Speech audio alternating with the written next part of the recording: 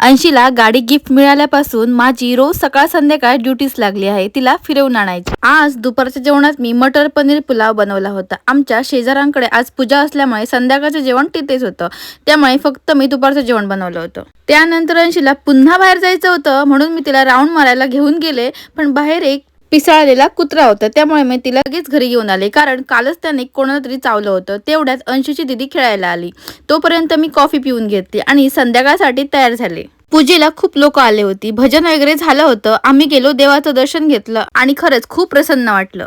त्यानंतर त्यांनी टेरेसवर जेवणाची व्यवस्था केली होती, महाप्रसाद खूपच छान होता। जेवण करून आम्ही आलो घरी। घरी आल्यानंतर अंशीसाठी खिचडी बनवायची होती, पण मूग डाळ नव्हती, त्यामुळे जवळच्या जनरल स्टोअर मध्ये जावं लागलं। आणि हो, अंशीच्या बर्थडेला खूप चॉकलेट्स मिळाली होती। अंशी काही खात नाही, पण तिच्या मम्माची मात्र मज्जा झाली।